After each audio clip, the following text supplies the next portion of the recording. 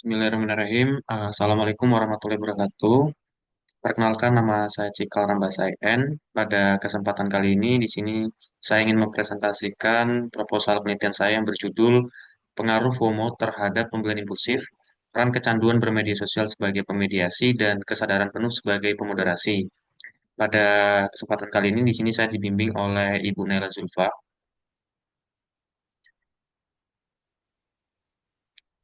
Penelitian ini dilatar belakangi oleh penelitian Alvina tahun 2023 yang menyatakan bahwa penelitian FOMO dalam konteks perilaku konsumen itu masih kurang dieksplorasi dibandingkan dengan konteks psikologi. Penelitian awal FOMO dipelopori oleh Conlin et al. Tahun 2016 yang memprediksi kecepatan orang dalam menonton TV, penggunaan media sosial yang berhubungan dengan TV, dan apakah individu itu cenderung untuk menonton beberapa channel TV. Nah, seiring dengan berjalannya waktu, penelitian FOMO kemudian bermunculan dikaitkan dengan konteks perilaku konsumen seperti impulse buying, bandwagon consumption, conspicuous consumption, dan juga conformity consumption. Walaupun penelitian FOMO itu mulai berkembang, namun penelitian ini masih terfragmentasi dan juga masih belum komprehensif. Hal ini dinyatakan oleh beberapa penelitian-penelitian sebelumnya yang mengatakan terjadi hubungan inkonsistensi hasil antara penelitian FOMO dan juga pembelian impulsif. Penelitian selanjutnya kemudian eh, melakukan eksplorasi untuk mengetahui peran ataupun moderasi atau mediasi apa yang menyebabkan faktor FOMO ke pembelian impulsif itu terjadi inkonsistensi. Kemudian Hussein tahun 2023 dan juga Kachen Lee tahun 2022 itu menegaskan bahwa faktor tinggi rendahnya tingkat pembelian impulsif individu itu disebabkan karena faktor perbedaan budaya yang berkontribusi kesadaran individu terhadap pembelian impulsif. Hal ini kemudian didukung oleh beberapa hasil survei data yang dilakukan di Indonesia yang menyatakan bahwa sebagian masyarakat Indonesia, 50% masyarakat di Indonesia itu membeli produk itu secara impulsif. Sehingga penelitian ini mencoba untuk mengeksplorasi secara lebih mendalam bagaimana peran FOMO terhadap pembelian impulsif yang dimediasi oleh kecanduan bermedia sosial dan juga kesadaran penuh sebagai pemoderasinya. Adapun rumusan masalah yang saya highlight dalam penelitian ini itu ada lima. Yang pertama, kurangnya eksplorasi FOMO dalam konteks perilaku konsumen, yang mana dalam penelitian ini konteks penelitian FOMO itu lebih didominasi oleh ilmu psikologi. Kemudian terjadi hubungan inkonsistensi hasil dari temuan-temuan sebelumnya antara FOMO dan juga pembelian impulsif. Yang ketiga, kurangnya pemahaman tentang peran kecanduan media sosial dan juga kesadaran penuh dalam konteks penelitian FOMO dan juga terutama dalam konteks perilaku konsumen. Yang keempat, tingginya tingkat pembelian impulsif di Indonesia, terutama dilakukan oleh kalangan Gen Z, pengguna TikTok ini menyebabkan individu atau saya sendiri sebagai peneliti untuk mengeksplorasi secara lebih lanjut bagaimana pola konsumsi dari perilaku Gen Z ini dalam membeli secara impulsif. Kemudian yang terakhir yaitu konteks budaya kolektivis di Indonesia belum banyak dikaji. Adapun pertanyaan penelitian di sini ada lima. Yang pertama, apakah FOMO berpengaruh positif terhadap pembelian impulsif? Apakah FOMO berpengaruh positif terhadap kecanduan bermedia sosial? Apakah kecanduan bermedia sosial itu berpengaruh positif terhadap pembelian impulsif?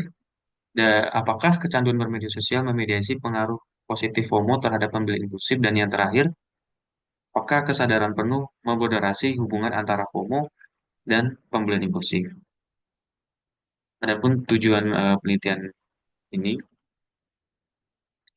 eh, dalam penelitian ini, peneliti menggunakan teori self-determination theory yang dijelaskan oleh Ryan and Deci tahun 2000 yang menyatakan bahwa teori ini merupakan teori pendekatan psikologis yang menyoroti peran penting sumber daya internal individu dalam pengembangan karakter dan juga pengaturan perilaku.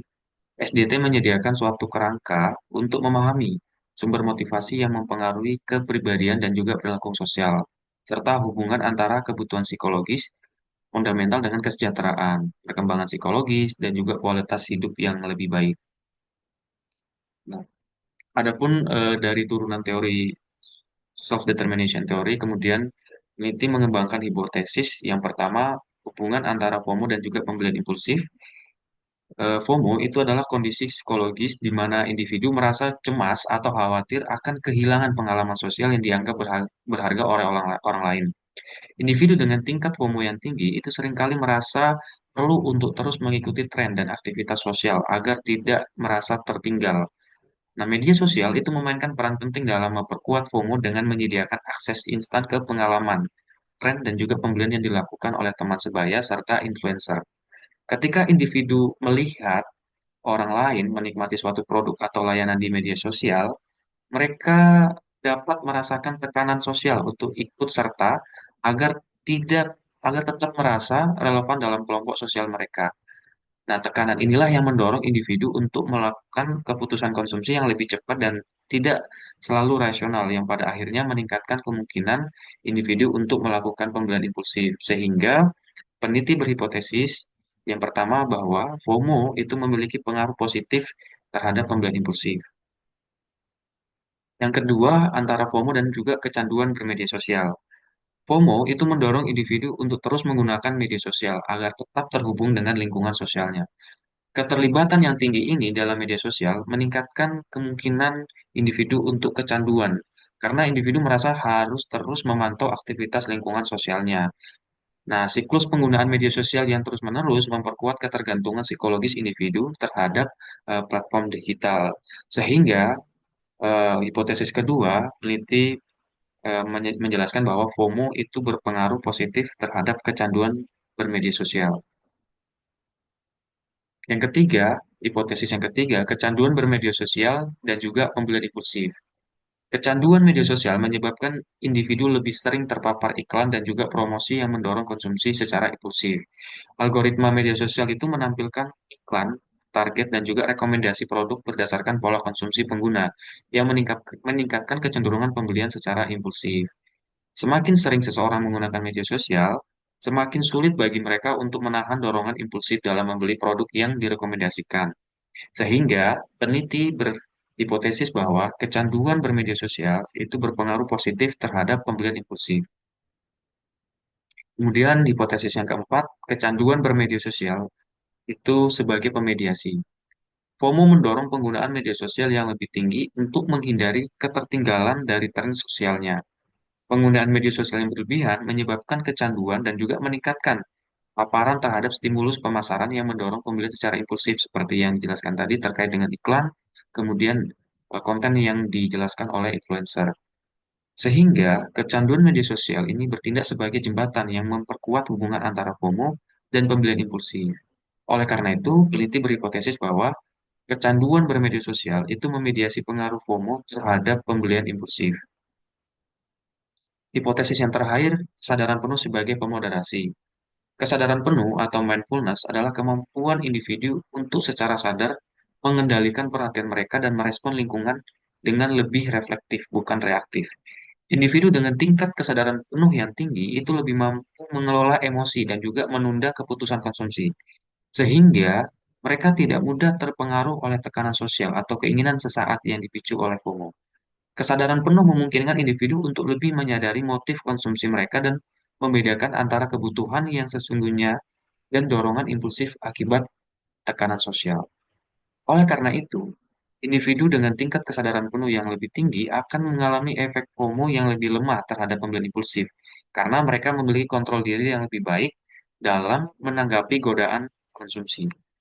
Oleh karena itu, peneliti berhipotesis bahwa kesadaran penuh memoderasi hubungan antara FOMO dan pembelian impulsif, di mana hubungan tersebut melemah pada individu dengan tingkat kesadaran penuh yang lebih tinggi. Adapun model penelitian yang peneliti bangun, kemudian metodologi penelitian, peneliti di sini menggunakan pendekatan positivisme, kemudian dengan eh, riset deduktif secara kuantitatif dengan penelitian survei berjangka, kemudian dilakukan dalam waktu tertentu, dan juga data yang diambil menggunakan non-probability sampling atau tidak semua atau semua responden bisa dijadikan sampel. Kemudian metodologi penelitian, filosofi riset, paradigma penelitian yang digunakan dalam desain penelitian ini adalah positivisme, yaitu suatu pendekatan yang menekankan penggunaan metode ilmiah dan logika deduktif dalam penelitian sosial. Pendekatan riset dalam penelitian ini menggunakan pendekatan deduktif, yaitu suatu pendekatan penelitian yang dimulai dari teori yang sudah ada, di mana hipotesis itu diturunkan secara spesifik, kemudian hipotesis diuji berdasarkan data empiris. Metode penelitian, metode yang digunakan pada penelitian ini adalah metode kuantitatif, yaitu suatu metode yang melibatkan analisis fenomena berdasarkan data kuantitatif seperti angka, frekuensi atau dampak suatu fenomena melalui analisis statistik data dikumpulkan dengan strategi survei dan bersifat cross-seksional. Populasi dalam penelitian ini yaitu seluruh Gen Z di Indonesia, mulai kelahiran 97 sampai 2010. Sampelnya yaitu dipilih secara purposif, yaitu memilih sampel berdasarkan kriteria-kriteria tertentu yang ditetapkan oleh peneliti. Dalam hal ini, usianya harus di atas 17 tahun, pengguna TikTok, dan pernah melakukan pembelian online. Jumlah item pertanyaan dalam penelitian ini itu ada 23 item, yang mana hal ini jika menganut pernyataan dari Hare tahun 2022, itu jumlah item dikalikan dengan 10, sehingga item dalam penelitian ini ada 23, 23 kali 10 adalah 230 responden. Kemudian survei menggunakan kuesioner yang disebarkan secara online melalui WhatsApp, Instagram, dan juga Telegram. Adapun definisi operasional variabel dalam variabel FOMO itu diukur menggunakan skala Likert 1 sampai 5 dengan jumlah item 5, sumbernya dari Good Hyman tahun 2020. Kemudian kecanduan bermedia sosial, jumlah itemnya ada 7, diukur menggunakan skala Likert 1 sampai 5, dan sumbernya dari Nicolinaku tahun 2024. Kesadaran penuh atau mindfulness diukur menggunakan skala Likert dengan jumlah item 5, dan diambil sumbernya dari Gilman tahun 2002, tahun 2007.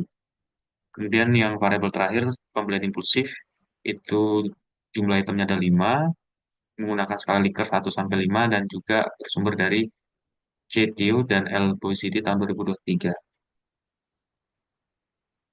Adapun item pertanyaan dalam penelitian ini,